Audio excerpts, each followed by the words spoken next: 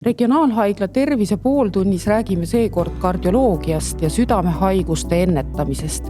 Ja meil on stuudios 2 regionaalhaigla kardioloogi, doktor Silver Heinsaar ja doktor Mati Pulver. Kui mina ringi vaatan, siis mulle tundub, et harrastussportlaste hulk eelkõige on ikka päris suur. Et inimesed jooksevad ja teevad trenni, aga samas kui me vaatame statistikat, siis see näitab, et ülekaaluliste hulk on suur. Et ligi pool vist. Praegu Eesti täiskasvanud elanikkonnast on ülekaalulised. Et ehk me peame ikka rääkima sellest, kui oluline on liikumine. Aga südametervisest lähtuvalt, kui tähtis on igapäevaselt teha midagi, liigutada ennast? Et südametervise koha pealt on liikumine väga tähtis teema. Sest et inimene on mõeldud liikuma juba arenguliselt. Lihtsalt viimaste aastakümnete jooksul on tekkinud trend, kus eluviis, töö, erinevad võimalused viita vaba aega on natuke rohkem hakanud suunama meid sellisele väheliikuvale, nii-öelda toolikesksele elustiilile. Aga selle kõige käigus, see kõik on tohutult mõjutanud just eelpool mainitud ülekaalu ja mõjutab ka südamehaiguste riskitegureid. Et füüsiline aktiivsus, nii-öelda trenni tegemine on, seda loetakse paljudes allikates kui selliseks polütabletiks. Et mina olen arst, ma olen harjunud kirjutama välja retsepte ravimitega, mida siis inimene võtab regulaarselt, mis annab sama toime. Aga ka treeningusse peaks ka suhtuma samamoodi, sest tegelikult see mõju südame-veresoonkonnale, see mõju ainevahetusele, kolesteroolile, vererõhunäidule, veresuhkrule, samamoodi ka teatud pahaloomuliste haiguste esinemissageduse osas on tegelikult on märkimisväärne ka lihtsalt liikumises. Et väga palju annab ära teha lihtsa liikumisega, et ikkagi hoida südant tervena. Palju on räägitud sellest müütilisest sammude hulgast, et kui palju siis peab tegema, et kui palju peab liikuma, 10 000, 7 000. Kuidas seda kommenteerite? Sammude arvu osas see on tõesti päris huvitav. Sest et kuni hilisajani mina ka ei teadnud, et tegelikult see 10 000 sammu, et ega temal väga sellist teaduskirjanduses väga sellist alust ei ole. Et üks paari aasta tagune artikkel, kus autorid hakkasid otsima, et aga kus see 10 000 sammu siis tuleb. Need olid kusjuures Harvardi uurijad.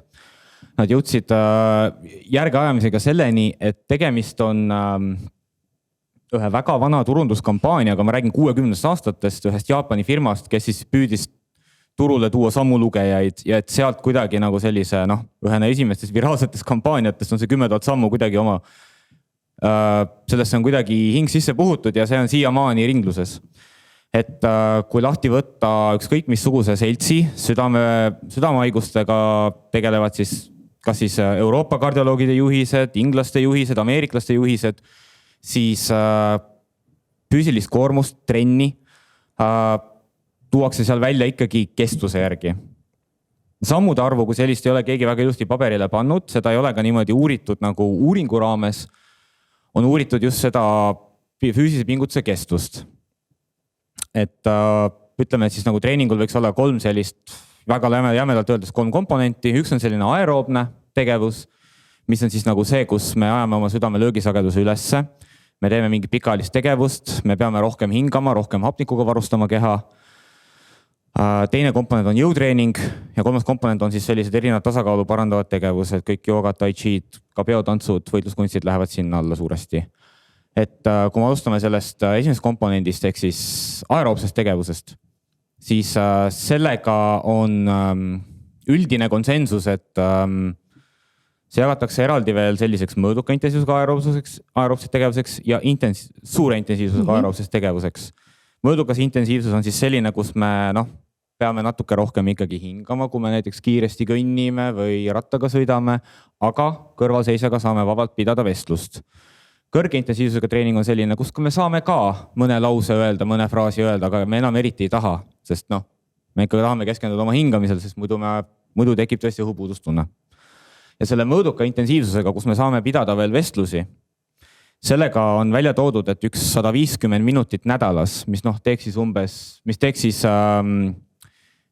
5 trenni, mis kestaksid igaüks 30 minutit või siis kui 7 päeva laiali jagada, siis kusagil 22 minutit, oleks nagu see, mis teeb juba märkimisväärse erinevuse. Kui me räägime selles, et aitab ära hoida mõne infarkti, mõne insuldi, aitab ära hoida inimesel infarkti, insuldi või mingisuguse muu tõsise südame-veresoonkonna haiguste tüsistuse. Ja samamoodi see suure intensiivsusega tegevus, siis see, kus me enam ei taha pikki lauseid rääkida, jooksmised, rattasõit üle 15 kilomeetri tunnis kiirusega, boks, sellised asjad, seal on see siis 75 minutit nädalas. Varasemalt toodi välja, et see võiks, üks sessioon võiks kesta vähemalt 10 minutit, mille jooksul nagu see pulss natuke üles saeti, aga sellest on nüüdseks natukene nagu eemaldutud, öeldud, et lihtsalt mis iganes on hea, 150 minutit väga hea, 300 minutit super, seda mõõdukat intensiivsust. Ja lisaks sellele toovad paljud juhised, et kui see on juba olemas, siis teine väga suur eelis, teine väga suur nii-öelda inimese enda elu tulemuse parandamine, mis annab inimesele juurde aastaid, kus ta elab tervelt, elab hästi, on ka jõutreening 2 korral nädalas siis vähemalt. Võiks hõlmata suuremaid lihasgruppe, koosneda sellisest 9 kuni 12 kordusest, võib-olla kuni 3 seeriana. Selle jaoks on palju võimalusi, on seda kas ise teha kusagil kodus võimlemismati peal, kätekõversed kõhulihased või lasta jõusaalis kava teha või teha mõnda sellist sporti, mis hõlmab lihasgruppe. Samuti ei saa siin ka jätta mainimata suure intensiivsusega sellised aiapidamistöid, maa kaevamine. Kõigest on kasu tegelikult. Kõigest on kasu, igasugune liikumine on kasulik, et Silver, sina oled olnud pikalt Austraalias. Kuidas seal suhtutakse liikumisse? Väga oluliseks peavad, et Austraalias inimesed, neil on head liikumisvõimalused, sest et Austraalias ikkagi päike särab kogu aeg, ilm õues on fantastiline, on võimalik minna jooksma, jalgrattaga sõitma, on võimalik tõesti surfama minna. Ja võib-olla üks asi, mida ma Austraalias nagu eriti tähele panin, on see, et selline tervise preventsiooni nõuanne ei ole nii harv kui Eestis, et see, mida me praegu siin teeme, see on väga positiivne, et me anname inimestele, kellel võib-olla veel haigust tekkinud ei ole, anname neile nõuandeid, et kuidas oma tervist juba ette valmistada selle jaoks, kui hakkab saabuma suurem iga, et siis ei tekiks need haigused. Aga Austraalias oli see võib-olla veel laiem, et tõesti nende nagu aktuaalses kaameras oli võib-olla iga päev üks terviselugu, ei olnud võib-olla südamehaigustest, oli võib-olla nahahaigustest, mis iganes haigusest, aga tõesti, et jõudis see info nende inimesteni, keda meie Matiga oma igapäevatöös ei näe. Et Mati töötab intensiivravi osakonnas ja tema võib-olla näeb ainult siis, kui inimesel tõesti tekib infarkt. Kui see kogu see selline kardiovaskulaaarsete sündmuste jada on jõudnud sinna etappi, kus veresoon on täiesti umbunud. Et võib-olla näitaksin siin natukene seda maketti, mis meil laua peal on, et see ongi süda. Ja siin südame peal on siis erinevad veresooned, et on nii veenid kui ka arterid ja siis need punased, mis on arterid, et nad varustavad sellist südamelihast verega ja hapnikurikka verega. Ja see on sellepärast väga oluline, et süda saaks oma tööd ehk siis organitesse vere pumpamist efektiivselt teha. Nüüd, mida aeg edasi läheb, seda rohkem meie kõikide arterites tekib väikest lupjumist. Ja see, kui palju seal arterites seda lupjumist tekib, see sõltub sellest, kuidas me oma tervisekäitumist mõjutame. Et siin on näha ka arteriseina, et kui me tõesti sünnime, et võib-olla meie arterisein võikski olla selline ilus ja sile ja mida vanemaks me saame, seda rohkem sinna hakkab tekkima erinevaid selliseid naastukesi, seda rohkem hakkab sinna kogunema kolesterooli, kuni lõpuks võib tekkida olukord, kus see naas struktureerub. Ja kui see naast katki läheb ja sinna natukene väikene vereklombike peale tekib, siis võibki tekkida olukord, kus südamest sealt arterist ei lähe üldse verd läbi. Ja mida see tähendab? See tähendab seda, et arterist ei jõua enam hapnik südamelihaseni. Ja kui sinna südamelihaseni seda hapnikku ei jõua, siis see südamelihase selline osa sureb ära ja tekibki infarkt. Ja süda ei saa enam nii efektiivselt pumbata verd ülejäänud organitesse ja võib kujuneda välja südamepuudulikkus. Ja see võib tõesti olla täiesti surmlõppega. Me teame, et südame-veresoonkonna haigused on surmapõhjuste osas top 1 ja tõesti sellepärast me peame seda tööd siin tegema, me peame rääkima inimestega, kellel see staadium südamehaiguste arengus on veel siin sirge veresoone seina juures, et me saaks mõjutada nende naastude teket ja me saaks seda ära hoida. Kuidas te ise enda südant hoiate? Millist sporti teete, kuidas toitute? Trenn on number 1. Mina üritan 5 korda nädalas teha nii jõu kui ka aeroobset trenni, sõltuvalt sellest, mis päevaga on tegu. See on minu selline fundamentaalne või nagu raamistik, millele ma toetun. Ja siis kui võimalik, siis võib-olla kaaslasega koos käia veel teha mingisuguseid paaristrenne, et näiteks käime padelit mängimas või mis iganes käime koos jooksmas.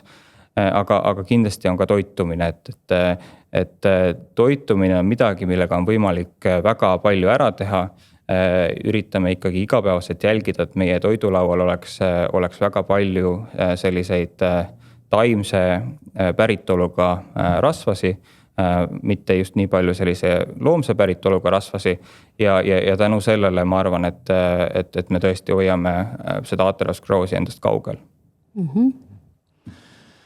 Mina olen jooksmise fanatt, minule väga meeldib joosta. Nii-öelda põhi on see, ma kasutan iga võimalus, mis ma saan, et liikuda ja käia, tööl käia rattaga, tööl kui vähegi annab teha pause, kus saab ringi liikuda, kusagil midagi arutama, siis seda ka teha. Et ei tasu kogu aeg istuda ainult, et vaid ikka proovida püsti tõusta korrakski. Jah, just. Ja sinna juurde veidi üldfüüsilist sellist treeningut ka. Katsun saada 2 korda nädalas, aga sõltuvalt siis graafikust. Et jah, graafiku osas, et paraku meditsiinitöötajatena oleme meie keegi, kes peab tegelema oma nende riskiteguritega aktiivselt, sest et meie üks märkimisväärne riskitegur, mis meil on ikkagi öövalved. Ja ka me teame, et ka une kvaliteet on meil oluline, et siis ka et seda valvetöö nii-öelda kahju nullida, siis ma tunnen ise, et ma pean midagi tegema kogu aeg. Tõesti, et on leitud, et see unel ja üldse psühhosotsiaalse sellise stressil on südame tervisele päris suur mõju. Ühes hiljutises metaanalüüsis vaadati, et millal on kõige parem magama jääda.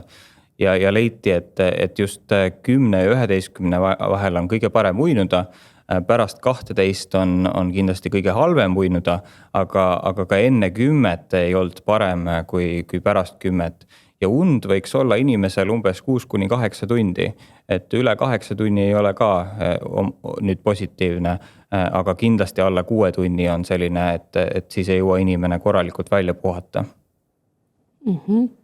Nii et uni on samuti väga oluline ja kuidas stressitaseme hoidmine, et kui oluline see on?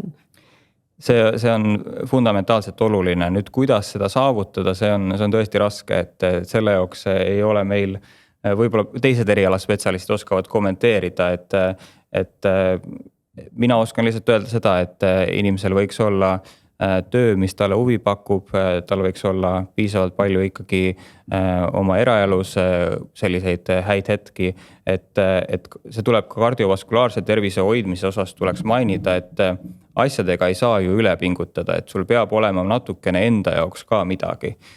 Ja seda ma kindlasti soovitaks, et tehke omale raamistik nendest tervislikudest eluviisitest, söömine, siis liikumine, mitte liiga piisavalt palju teha neid kahjulikke, näiteks alkoholi tarvitamine tuleks hoida madal, aga siis sellest raamistikust võib ka natukene aeg-ajalt näpistada, et sõpradega tore õhtusöök, veini sinna kõrvale võtta. Noh, iga päev päris ei jõua ju trenni teha ja sellised asjad, et enda jaoks peaks ka elama, aga võiks olla midagi, millele toetuda. Austraaliast mul on endal meeles No Worries, et seal on hästi elulaad, kas see tegelikult pikemalt seal elades ka on nii, et nad on positiivsed ja naeratavad palju? Nad on küll jah, ma ei tea, millest see tuleneb, et võib-olla see iga hommikune päike, et on ju tehtud uuringud, kus on nähtud, et talvel just suureneb inimestel selline depressiooni sagedus, et see päikesevalgus on otseselt seotud meie meeleoluga. On isegi olemas selline häire nagu seasonal affective disorder, et mida rohkem on seda päevapimedust, et seda rohkem inimestel on tõesti depressiooni ja seda isegi ravitakse sellise lambiga, sellise sinise lambi valgusega, mis tagab siis inimestel teatud mediaatorite sünteesi. Kui me veel korraks toidulaua juurde pöördume, et millised on siis need toiduained, mida võiks süüa ja millised on siis sellised, mida ikkagi vältida? Ma ei tea, kas ma üldistaks seda toiduainete peale, mida tohib ja mida ei tohi. Ma ütleks pigem, et esmatähtis on saada kalorid tasakaalu. Et kõik, mis me sööme, me ka ära kulutame. Vastasel juhul see ladestub raskuena. Raskude mõjutab neid samu sooni, mida Silver väga ilusti näitas. Mõned soovitused võib-olla selles mõttes, et mida kardioloogid soovitaks, on selline Vahemere dieet, kus on rohkelt puuvilju, rohkelt kaunvilju, juurvilju, et need võiksid moodustada meie toidulauast ikkagi enamikku. Vähem just selliseid loomseid rasvasi, võib-olla mitte nii palju liha, nagu üks eestlane on harjunud sööma. Kindlasti peaks alkoholi hulka vähendama. Et alkoholi soovitused meestele on siis 1 alkoholiühik päevas, naistele 2, 2 ühikut on umbes 1 vein ja siis nädala kogus ei tohiks seal ikkagi väga suureks minna ja ühe korraga ei tohiks ka kõike ära juua. Aga toitumise osas veel, et mis kardioloogidele väga oluline on soola vähendamine. Et soola võiks ikkagi päevas süüa alla 5 grammi. Ja eriti tähtis võib-olla on aru saada, et see ei ole see sool, mida toidule lisatakse. Et toidu sees on juba omaette hulk soola, eriti nendel toitudes, mis on ette valmistatud. Ehk siis mõelda võiks niimoodi, et toidule võiks lisada umbes teelusikast viiendiku soola päevas. Kui üle selle minna, et siis on oht, et need teised toiduained, mida me tarvitame, et neis juba on piisavalt palju soola. Ja see sool on just halb sellepärast, et ta tõstab vererõhku. Mida rohkem soola me tarvitame, see on absoluutses korrelatsioonis meie vererõhuga. Ja langetamisel on omaette selline positiivne efekt, et paljud inimesed ei peagi hakkama tablette tarvitama, vererõhutablette, kui on see vererõhk täpselt seal piiri peal, kus on võimalik seda veel hallata toitumisega. Aga kuidagi ka liikumisega. Me oleme nüüd mitmest olulisest asjast siin rääkinud, aga öelge, kuidas pärilikkusega on, et südamehaiguste puhul, et kui oluline see tegur on? No siin on erinevaid uuringuid tehtud ja see on väga hea teema, millel tegelikult puudutada, sellepärast, et öeldakse, et umbes 50% on kindlasti inimese enda ära teha. Nüüd ma tahaks just rõhutada seda, et see ei ole vabandus, kui inimesel on pärilikud faktorid, et mitte võtta ja tegeleda nende faktoritega, mida ma saan mõjutada. Sest et kui sul on juba olemas risk südamehaiguste tekkeks, siis peaks ju veel tõhusamalt seda riski maandama nende liikumine ja toitumine ja nii edasi, et nende mõjutatavate faktoritega, et me peaksime veel palju rohkem energiat pöörama selle jaoks, et seda haigust ära jätta. Ja inimesed võib-olla alahindavad seda, kui palju nad saavad ise ära teha, et vaatavad võib-olla oma sugulasi, oma vanemaid ja mõtlevad, et ma olengi hukale määratud. Nii ei ole. Et inimesel on endal ikkagi, elu on ikkagi enda kätes. Midagi lisada siia? Ma arvan, et see oli päris hea kokkuvõte sellele, et kui me ütleme, et pool on geneetika, siis ülejäänud pool on ju see, mis me ise teeme oma eluga. Täpselt ja on muidugi üks väga oluline haigus, see on siis pärilik hüperkolesteroleemia, kus tõesti kolesterooli tase on pärilikult inimesel väga kõrge. Ja sellepärast, et seda nagu avastada, võiksid ikkagi inimesed oma kolesterooli taset perearsti juures mõõta.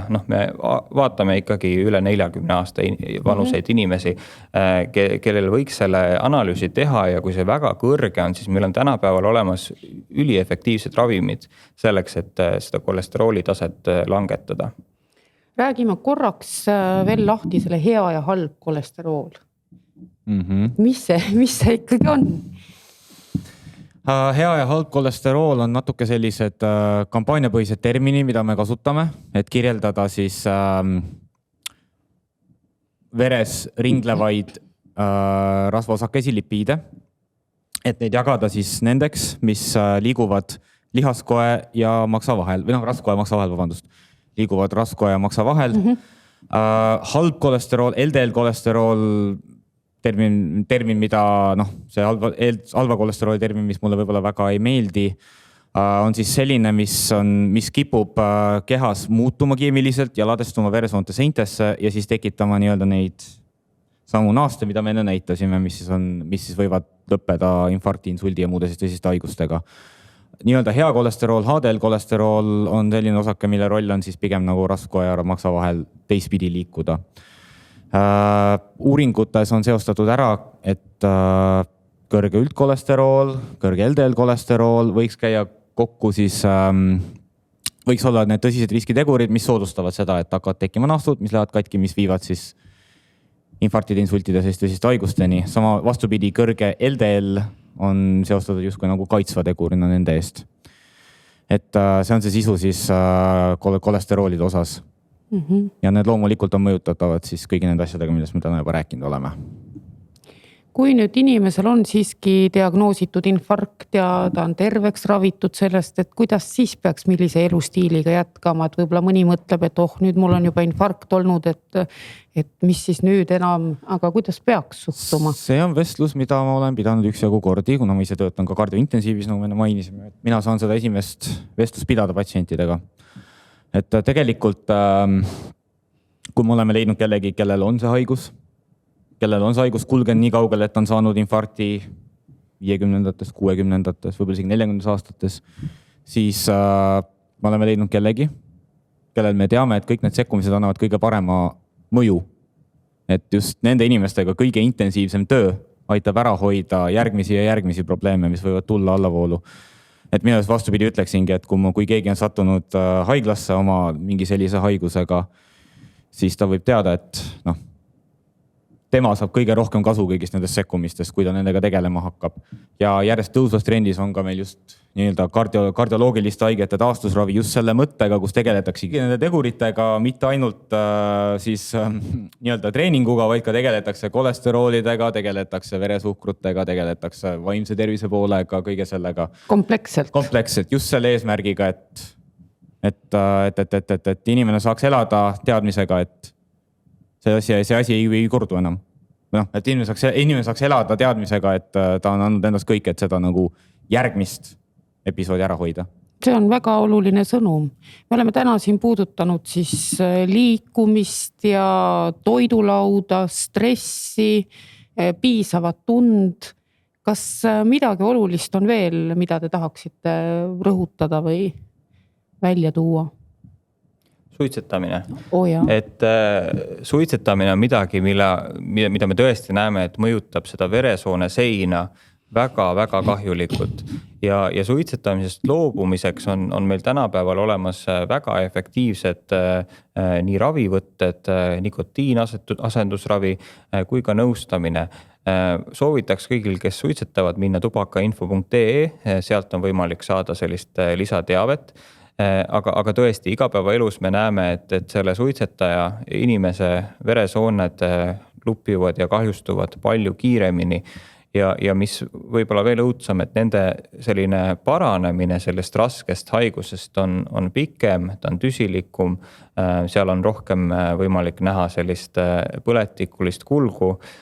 ja võib-olla, mida veel tahaks mainida, et kas e-sigaret on parem, et tegelikult on leitud, et südamehaiguste tekkeks see e-sigaret ja sellest inhalatsioonist tulenev toime ei ole suitsetamisest väga palju parem, et see kahjuks ei ole nii efektiivne meetod, mida suitsetamise abil teha, et ikkagi räägime täielikust nikotiini ja suitsetamise lõpetamisest ja selleks on meil tõesti tänapäeval väga efektiivsed meetodid. Midagi veel lisada, mis on oluline südamise tervise seisukohalt? Ma arvan, et me saime enamik päris hästi kokku võetud praegu. Et võib-olla räägiks ka südame rütmihäiretest, mida tõesti on väga paljudel inimestel ja just sellisest rütmihäirest nagu kodade virvensurütmia. Et kodade virvensurütmia korral tekivad muutused südame kodades, mille tagajärjel tekib selline elektrivale liikumine südames. Ja võib tekkida olukord, kus inimese pulss on täiesti kaootiline, sellepärast et süda töötab irregulaarselt. Sellistel inimestel, kellel on kodade virvensurütmia, neil on kõrgenenud risk insuldi tekkeks ja selleks, et seda insulti ära hoida, et selleks on meil võimalik inimestel esiteks mõndadel kodade virvensurütmia välja ravida, näiteks ablatsioonravi teel, aga on ka verd edeldavad ravimid, mis seda trombiteket siis pärsivad, mille tagajärjel insult tekib. Selleks, et need inimesed kätte saada ja oluline on need inimesed varakult kätte saada, sest tõesti siis on ablatsioonravi kõige edukam. Selleks peaksime me skriinima oma elandkonda ja kõige efektiivsem meetod elandkonna skriinimiseks on, kui igaüks katsub oma enda pulssi. Panete käe siia, siia piirkonda ja siit on võimalik siis katsuda pulssi ja lugeda näiteks 10 sekundi jooksul, kas pulss on alla või üle 100, aga mis veel olulisem, et kui see pulss on irregulaarne, et ta ei ole nagu kellavärk, et siis võiks ju teha perearsti juures sellise EKG uuringu ja sealt on võimalik juba paremini näha, et kas tegu on tõesti südame kodade virvensurütmiaga või mitte. Lisaks sellele on meil erinevad nutiseadmed. Nende nutiseadmete roll on ka see, et nad on pigem sellised skriinimismeetodid, et sellega diagnoosida haigust on raske, aga siiski ta võib meile öelda, et mine ja tee EKG ja tõesti võime avastada selle haiguse väga varakult, kus me saame seda haigust kõige efektiivsemalt ravida. Tavaline inimene siis peaks nagu pulssi rahulolekus katsuma üldiselt. Soovitus on. Ja, et väga tähtis point, mis sai tehtud, on see, et vererõhumansetid, igasugused nutiseadmed, nemad ei pruugi seda asja õigesti ära tabada. Nemad ei ole selles mõttes nagu, et kui nemad näitavad, et kõik on korras, ei pruugi kõik korras olla. Et tõesti kõige täpsem on oma enda pulsi katsumine, rahulikult maha istudes, tõesti sõrmed panna siia kodarluu kaugema otsa juurde, siit kohast jookseb läbi üks käe arteritest, see on tihti kõige parem koht, kus pulssi tunda on. Ja just katsuda seda sama regulaarsust. Ta peab lööma nagu metronoom. Kui seal on midagi valesti, siis peab sellega, siis tasub sellega kuhugi pöörduda, et saada hinnang, et mis see täpselt on. Mõnel juhul võib see kodad virvensurütmia olla, mõnel juhul võib see tõesti midagi süütumat olla, aga tähtis on sellele ikkagi tähelepanu pöörata. Ja, et tahaks mainida, et võivad tõesti olla juhtumid, kus seal on lisalöögid, midagi sellist, et inimesed kohe ära ei ehmataks, aga siiski, kui see pulss ei ole regulaarne, siis võiks selle EKG teha ja vaadata, et mis seal tegelikult toimub. Ja seda võib täitsa perearst teha. Ja, selline paari päeva jooksul tegevus, et sellega ilmselt reeglina kuhugi jooksma ei pea päris. Mul on veel üks küsimus, et ma vaatan, et jõusaalides on päris palju juba vanemaealisi treenijaid ja see on nagu minu jaoks positiivne tendents, et kuidas teie kommenteerite südamearstidena seda, et vanemas eas näiteks 60-ndatest alustada jõutreeningutega, et enne oli siin juttu pikalt nendest? Ma arvan küll, et see on jällegi üks selline olukord, kus 60-aastane, kes hakkab tegema jõutreeningut, saab sellest ka kõige rohkem kasu, sest mingist vanusest alates hakkab lihtsalt inimese lihasmass niivõrd palju ära langema, et kui ta aktiivselt selle hoidmisega ei tegele, siis lihasjõudlus ja lihasmass kaob. Ja sellega muutub inimene lihtsalt aja möödudes hapramaks, et ma arvan, et see on väga positiivne. aga aitäh teile, saime täna palju kasulikke nõuandeid ja kuulasite Regionaalhaigla tervise pooltundi. aitäh. aitäh.